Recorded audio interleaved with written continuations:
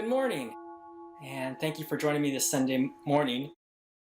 Sensei had asked me to do this Dharma talk a few weeks back, and I thought I could handle this, but I found that the ideas that I had, the topics that I had, just weren't panning out.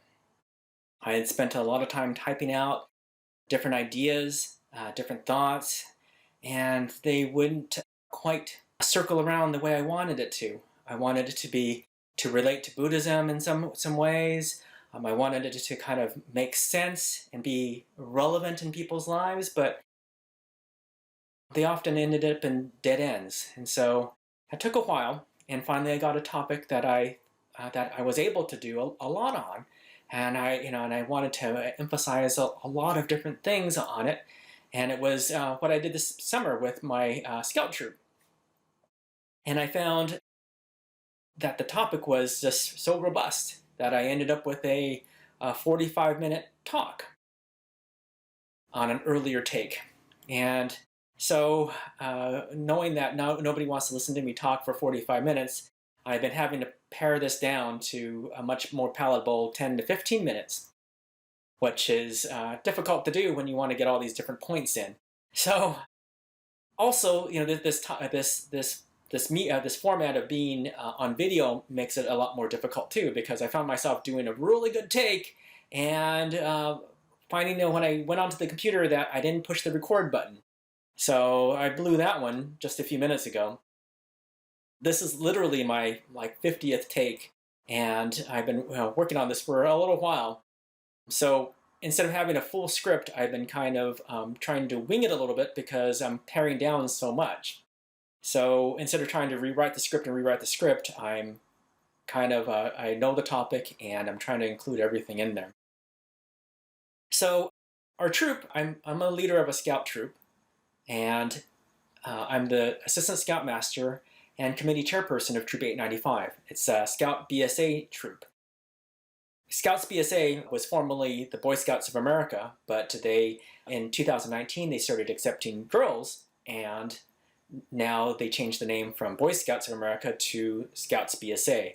So the parent company, the parent organization is still Boy Scouts of America, but the organization, like Cub Scouts, is called SCOUTS BSA. And because of that, back in 2019, my daughter was able to join SCOUTS as well, SCOUTS BSA as well. So I've been involved in scouting for the last 45 years of my life. So I've been off and on doing things with Troop 895, which was my own troop as well when I was growing up. So this adventure began basically, a year and a half ago when everything went into COVID. Now our troop, like every organization throughout COVID, all of a sudden it had to shut down. We couldn't meet in person. So we started doing things virtually. We had to do things Zoom. And we lost some scouts because of that, because they just they're on Zoom during scout meetings, and to ask them to do Zoom throughout, they're asked to do Zoom for school, and that was just too taxing for them. And so a lot of them a few of them just had to take a break. So throughout from when we started meeting virtually, myself and the Scoutmaster started working on different ways to keep our troop together. So one of the ideas was to create, to do videos, to show videos, scouting videos, and to do Kahoot trivia games and different things like that. And so we started, instead of having meetings every week, we did it every other week. And so this kind of worked out pretty good, and we were able to keep our troop pretty well entertained and everybody kind of involved. And so come February of this year, we had a lot of Weeblos, and those are Cub Scouts that attended, that would visit our troop virtually. And a lot of them liked what our program had to offer. And so we were able to, there were at least 12 or 14 scouts that have bridged over to our troop. And that is basically doubling the size of what our troop was. So it's a big thing. But we were still in COVID in February, and we had this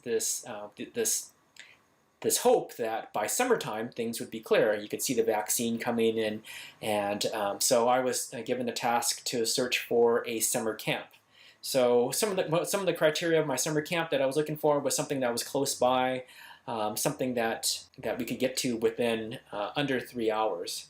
And so what came up to the top of the list was Camp Bighorn. It met the calendar time frame that we needed, and it was about 2.5 hours away.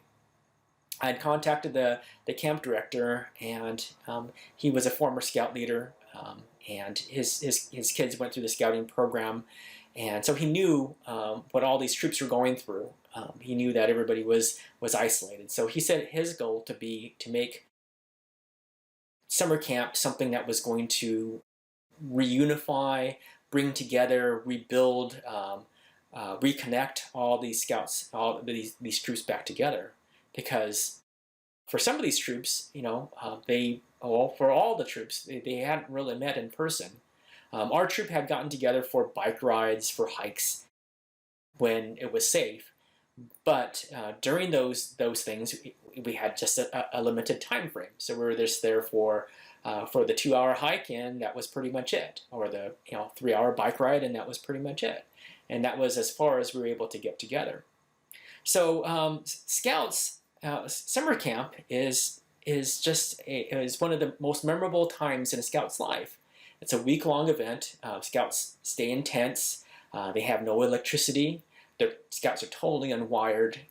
There's no internet, no texting, no video games, no TV.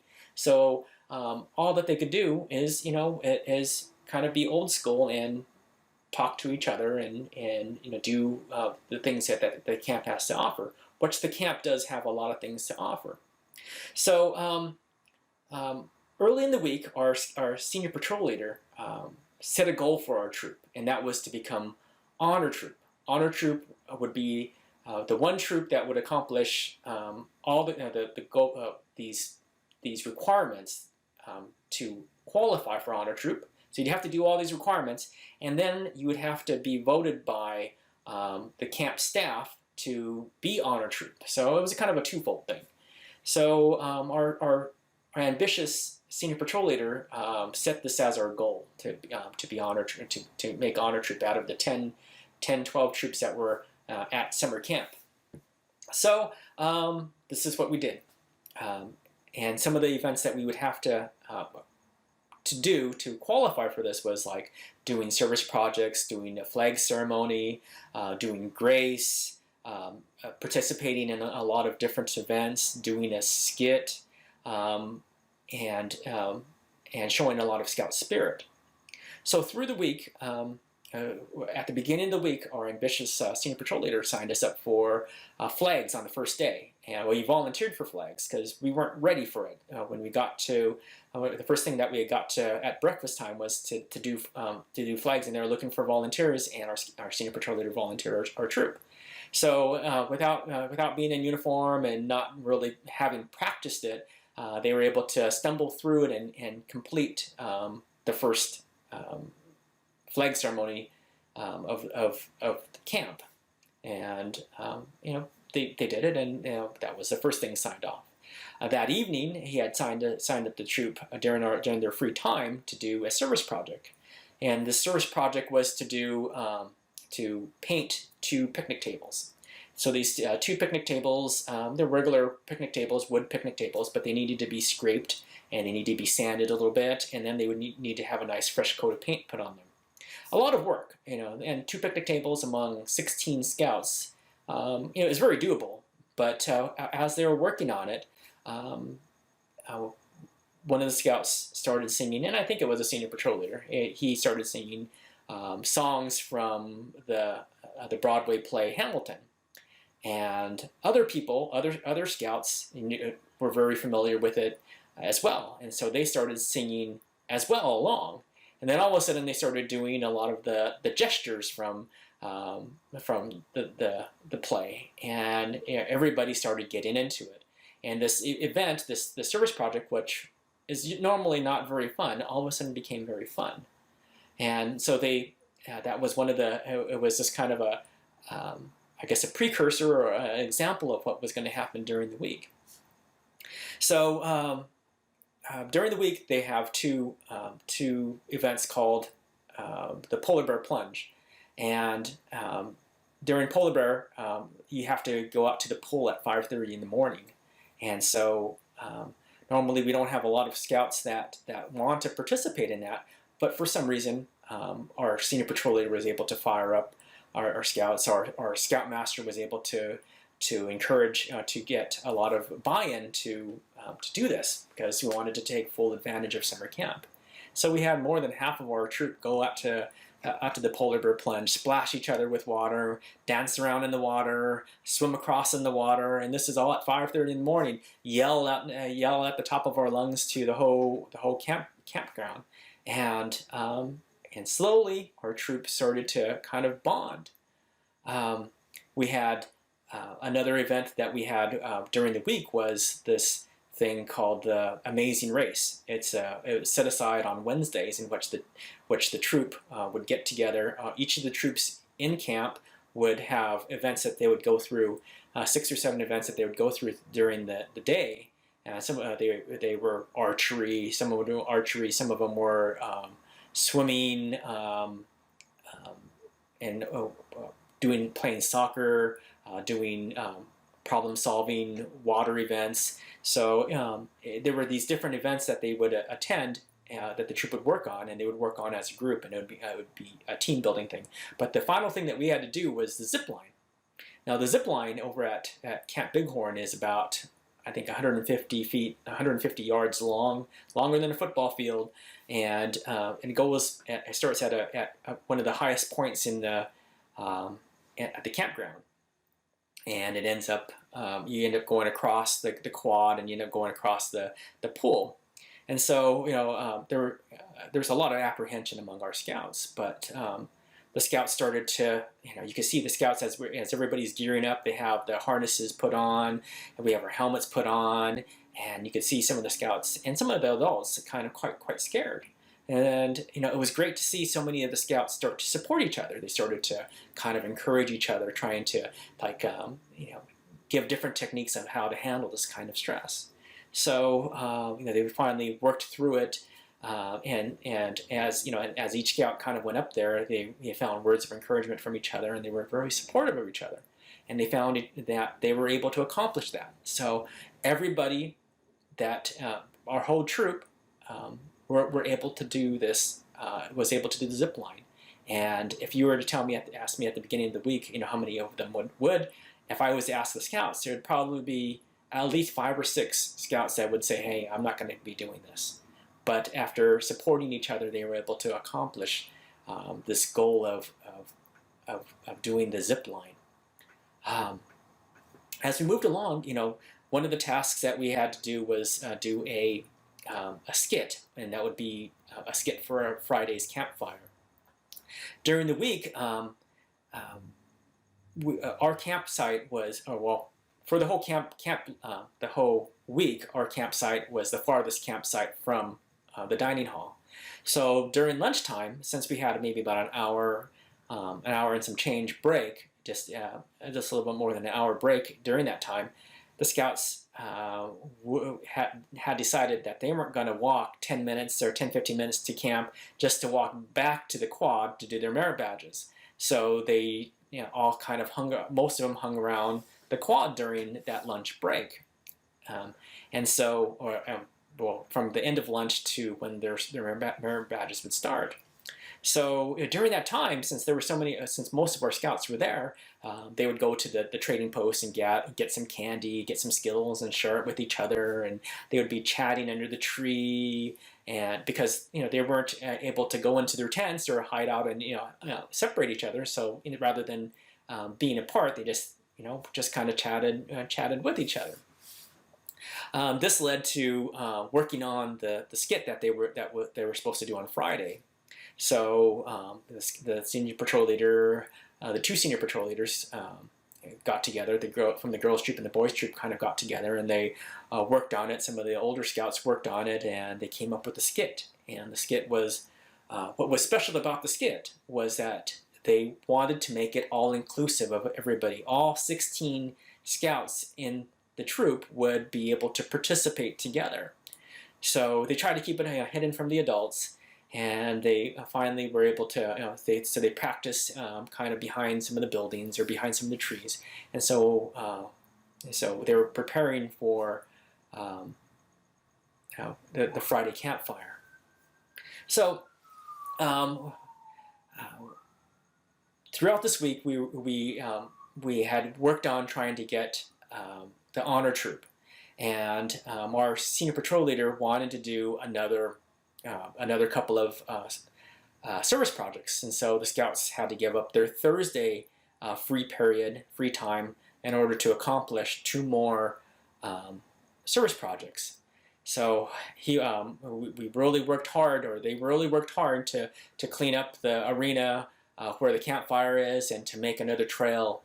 And so they worked really hard. They beautified our campsites, and that's what they did on that Thursday. So Friday came along, and it's Friday night at the campfire, and the scouts did their skit, and it was very personalized. It was very a bighorn skit in which they talked about how hot it was at Scouts, how all the scouts were getting dehydrated because of the heat, because of the altitude, because of the thin air, how everybody was encouraged to drink more water. So through this whole week, in almost 90-degree weather, we kind of had to work around these kinds of problems with the environment. And so this is what their skit was about. It was quite funny. And then the time came in which the awards were presented, and the awards were for honor troop came up, and they had a kind of a big ceremony moving up to that point. And I had my camera going, and a few of the other adult leaders were hoping that they would get that they were almost a shoo-in to get honor troop. But when it came up, their name was not called. So that was a disappointment, and we had to move on from that. So this was on Friday, so we were going to be leaving on Saturday morning. So after the campfire, we went back over to our campsite, and we do a thing called roses, thorns, and buds. Roses are the things that you reflect upon throughout camp of what you really enjoyed, or the best part of camp. The thorns are the things that really bothered you about camp. And the buds are the things that you're looking forward to in the future. It doesn't necessarily mean the next day, it could be in the future. So, many of the scouts kind of talked about how much they enjoyed camp, and how much they had bonded, and how much how fun the different things that happened were. And one of them was a reflection on during one of our lunches. They did a "We Will Rock You" song, in which the senior patrol leader did the part of Freddie Mercury, and that just got everybody fired up. And so that was one of their favorite parts. So a lot of the disappointments and a lot of the thorns were that we worked really hard to get to honor troop, and we didn't make it. But it was a lot of it. Everything was that journey to it. Now, the realization for myself was that all these scouts put so much work and effort to it, and if they didn't put these work and effort to it, they may not have bonded as closely. If they didn't have these different events of walking the 10 minutes, they wouldn't have those bonding times. So it was neat to see how some of these negatives were actually positives in the overall big picture of things, and how special this camp became, because many of them were strangers at the beginning of camp, and now they were friends, and now they knew each other, and now they were bonded, and our troop really started to pull back together. Now, at the end of the roses and thorns and buds, they did a group hug, which is quite unusual to see. And that I had never seen at a past summer camp. But they just all wanted to hug each other and wanted to be around each other. So the next day we packed up and then we headed on back. So part of this was I had been to at least 12 summer camps as a scout or an adult, and had never experienced such a special summer camp. Part of it may have been because we had been isolated for so long. Part of it was our senior patrol leaders being so brave and outgoing and setting the tone for the troop. Part of it was that the adults were not hesitant in doing anything, from the polar bear plunge to doing belly flops for one of the events. So what happened was with the circumstances that we were given, that 10 or 15-minute walk to and from the dining hall helped people, get to know each other. It created points of different unfamiliar pairings. It made people learn about each other without realizing it. Misery loves company. Our service projects were work, but they all worked together to get the job done. And singing songs from Hamilton, just by chance, helped with morale and helped to make a normally kind of sad event, or maybe not sad event, but a working event into a fun event. And then finally creating this get together as a group. They found that they wanted to be together and they wanted to make sure that everybody was included. So though we didn't win the honor troop, the journey to the honor troop was well worth it, because I don't think we would have been as close, or wouldn't have been as fun at the end. So how does this all relate to Buddhism? Well, the three treasures is the way that I learned it was I put my faith in Buddha, I put my faith in Dharma, I put my faith in Sangha. And so Sangha is what my connection is. What makes our Sangha special is when we're together working toward a goal. It could be cutting vegetables for a fundraiser. It could be sitting in a booth selling drinks, catching up with each other at hospitality, setting up tables or canopies, pounding mochi, grilling chicken, sharing recipes at a potluck. Those are some of the things that us as a Sangha have made us found our place at the temple and made the temple feel more like home. Being a Sangha isn't just attending service, it's participating in the temple and each other's lives.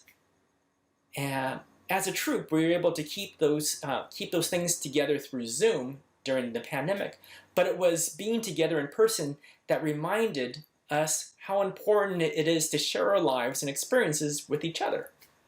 I hope that us as a Sangha will get back together soon and work together and have time in which, perhaps dead time, not just a set time, but amount of time in which you could sit across from a person or be in a booth with somebody, and you're there in the middle of an event and you're going to be there for another couple hours, and you'll just share thoughts and you'll share experiences and get to know one each other. That's one of the things that I miss most about Temple, and I hope that we'll soon be able to do that again, because I think it's an important part of our temple and an important part of how our temple will move forward. So thank you for listening to my Dharma talk, and I hope you enjoyed it. And it's still a little bit long, 24 minutes, but hope you enjoyed it. Thank you.